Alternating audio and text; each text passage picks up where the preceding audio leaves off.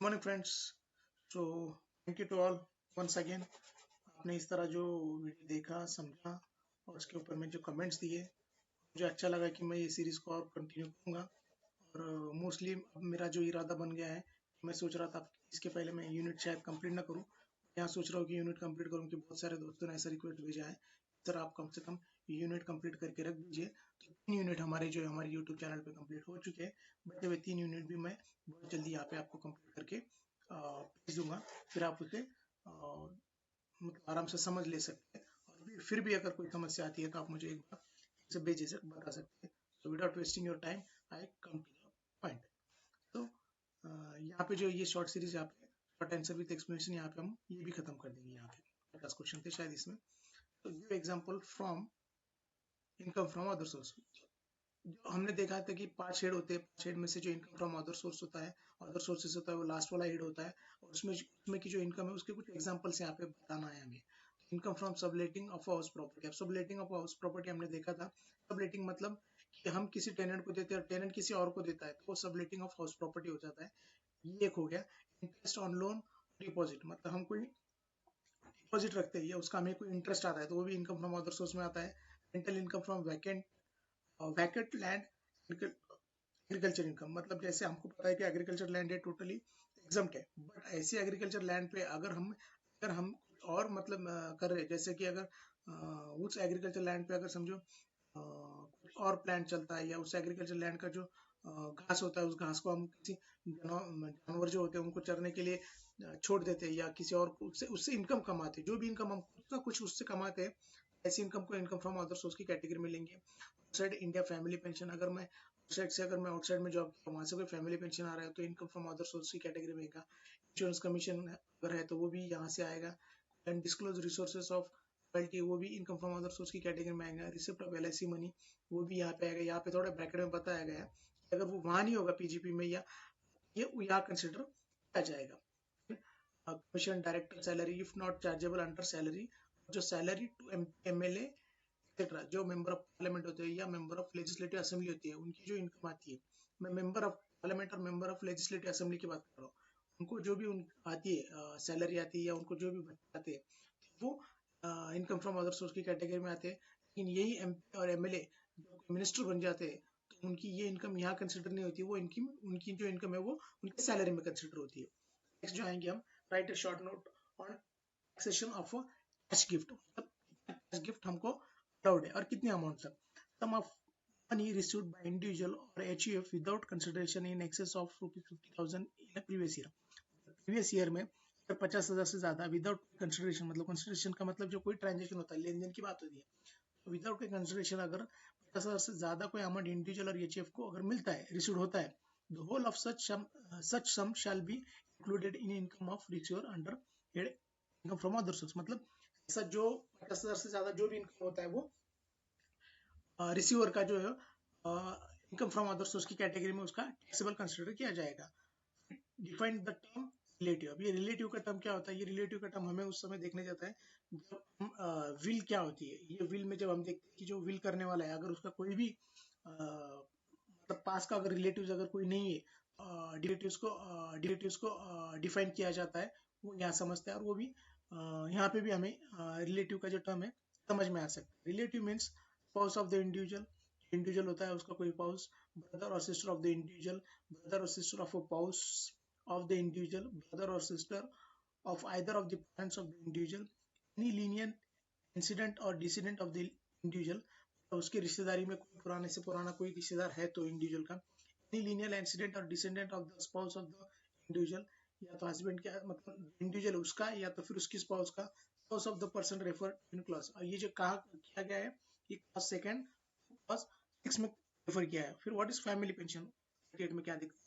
What is family pension? Family pension क्या होता है? कि family pension is a regular amount payable by employer. जो एम्प्लॉयर होता है वो रेगुलर पे करता है टू लीगल ईयर। मतलब जो भी जो बंदा एक्सपायर होता है या डिकेज होता है, एम्प्लॉय जो काम करते समय या काम करने के बाद भी, या काम ड्यूरिंग द सर्विस, ऐसे जो फैमिली उसके लीगल हेयर होते हैं उनको फैमिली पेंशन दिया जाता है।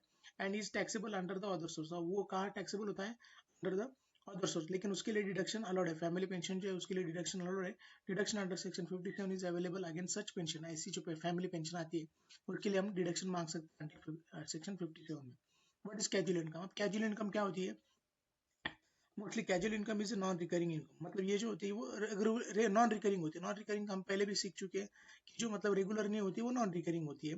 That is not likely to occur again in year, तो वो बार बार वो नहीं आती है। ऑकर अगेन इन ईयर मतलब एक साल के बाद आने में मतलब आती नहीं। जैसे कि it is an income which is earn by chance, मतलब अर्न बाय चांस मतलब अगर हम कैजुअल इनकम को ऐसा कह सकते हैं कि वो हम कभी तो भी उसे कमा लेते हैं, या ऐसा नहीं जैसे कि हम अगर यहाँ पे एग्जांपल देखें, हम अचानक से अगर कोई प्रॉपर्टी बेचते हैं और उसका जो इनकम आता है तो हमें कैजुअल इनकम में उसे हम कंसिडर करेंगे फॉर एग्जाम्पल के तौर पे, क्योंकि वो रेगुलर तो नहीं होगा।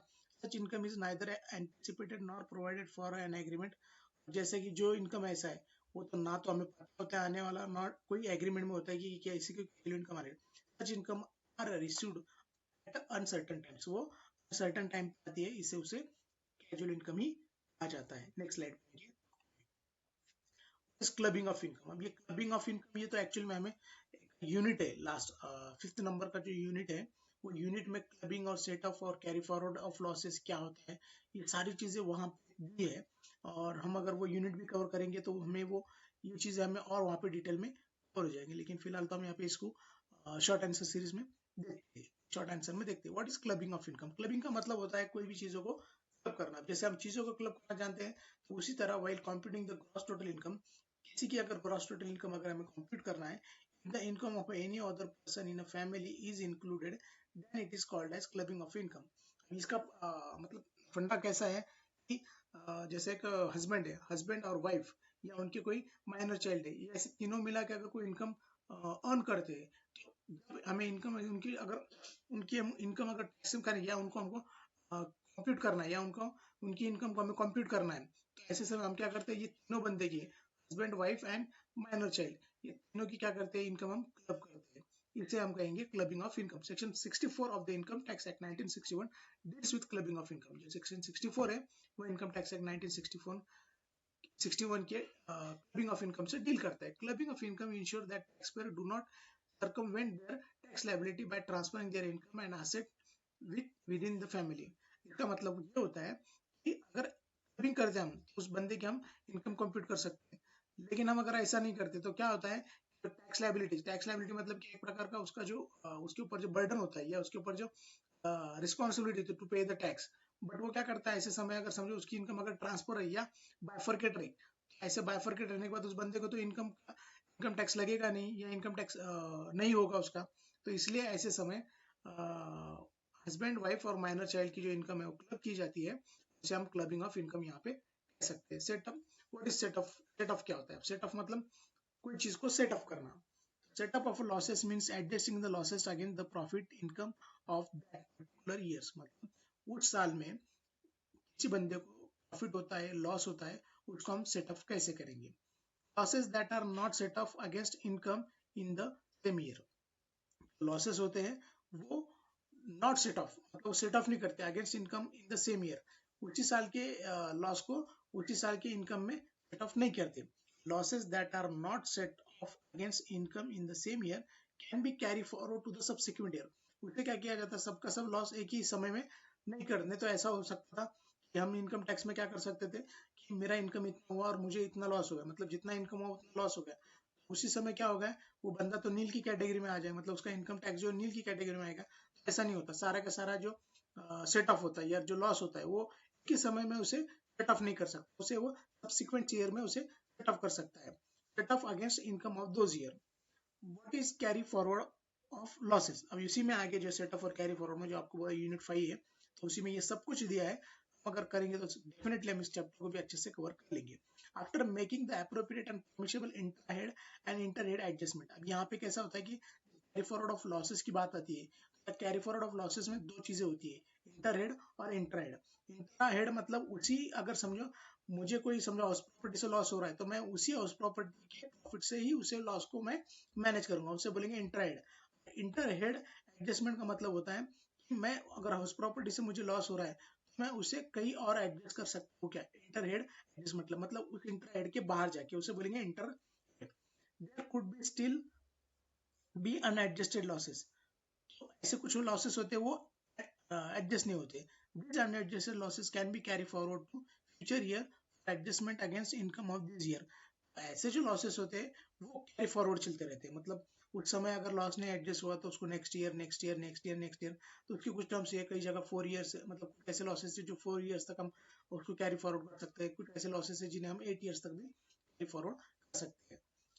Right a short note on speculative business loss. अब बिजनेस लॉस क्या होता है, can be carry forward to the next 4 assessment year. Speculative business loss, speculative मतलब कम ज्यादा होने वाला बिजनेस में लॉस, अगले 4 असेसमेंट ईयर तक हम कर सकते हैं उसे, in which the loss was incurred can be adjusted only against income from speculative business। और ये जो लॉसेस है वो सिर्फ उसी स्पेकुलेटिव बिजनेस के हेड में हम कर सकते हैं, जैसा हमने मैंने अभी बताया इंट्रा हेड। इंट्रा हेड मतलब वही कि जिस हेड में हम उसे उसी के लॉस उसी हेड में उसे हम कैरी फॉरवर्ड करेंगे, उसे हम इंट्रा हेड बोलेंगे। Can be carry forward if the return is not filed within the original due date. ये भी हम कर सकते हैं। तो कब दिया जा सकता है कैरी फॉरवर्ड लॉस, मतलब उसको कैरी फॉरवर्ड करना है लॉस जो भी है वो, अगर वो ड्यू डेट के अंदर अगर फाइल करता है तो। Not necessary to continue the business at the time of setup in future. आज जो लॉस, आज जो बिजनेस कर रहा हूँ और वो स्पेकुलेटिव बिजनेस आज मेरा बंद हो गया, लेकिन उसका जो लॉस है अगर मेरा फ्यूचर में बिजनेस नहीं भी रहा तो मैं उसे कुछ सालों तक उसे मैं कैरी फॉरवर्ड कर सकता हूँ, अगर मेरा बिजनेस फ्यूचर में नहीं भी रहता है तो। Right a short note on losses from owing and maintaining resources. अब ये रिसोर्सेस क्या होते हैं ये देखेंगे, उसका जो लॉसेस है वो कहाँ से होता है। Can be carry forward up to 4 assessment years, ये भी है 4 साल तक हम इसको असेसमेंट ईयर में उससे कैरी फॉरवर्ड कर सकते हैं from the assessment year in which the loss was incurred. जो लॉस होता है वहां से तो आने वाले अगले साल 4 साल तक। Not be carry forward if the return is not file within the original due date. ये भी कैसा है कि हम अगर विद इन ड्यू डेट के अंदर अगर फाइल नहीं करते ऐसे लॉसेस को हम कैरी फॉरवर्ड नहीं कर सकते। Can only be set off against income from moving and maintaining resources. ये भी जो है लॉस जो होता है मूविंग एंड मेंटेनिंग रिसोर्सेज, ये भी है जो उसी हेड में हम इसे कैरी फॉरवर्ड कर सकते हैं, कोई और हेड में हमने कैरी फॉरवर्ड नहीं कर सकते। नेक्स्ट बात है लास्ट वाला,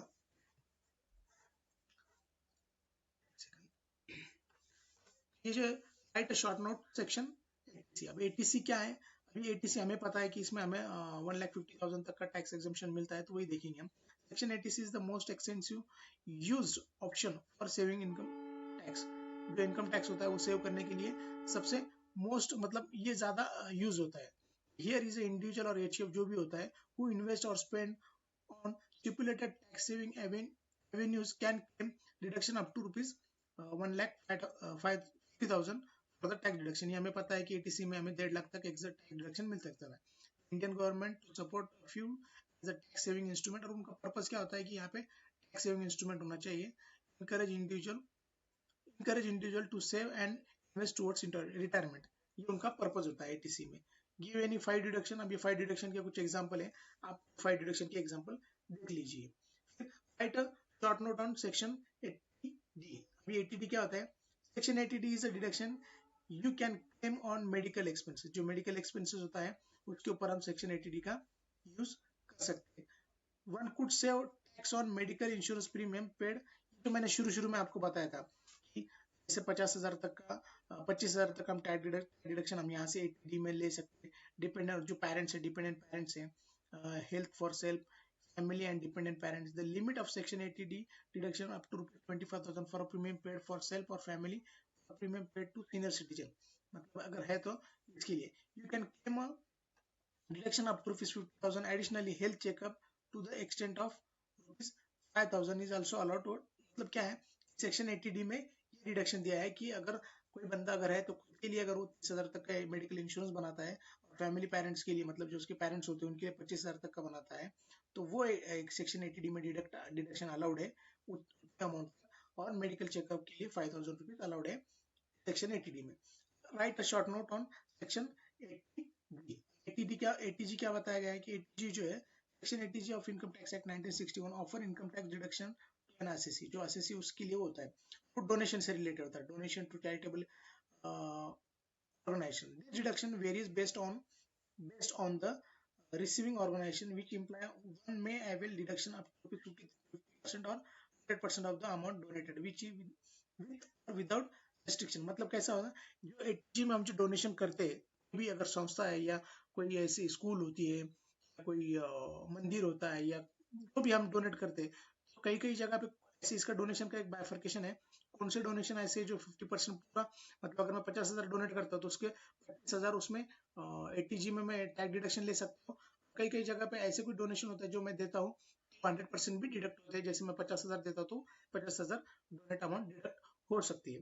अब लास्ट वाला जो है व्हाट इज अब रिबेट। अब ये रिबेट क्या होता है? रिबेट जो होता है वो एक तरह का हमें छूट दी जाती है इनकम टैक्स एक्ट में। कोई भी रिबेट जो है वो इट्स जस्ट लाइक छूट होती है।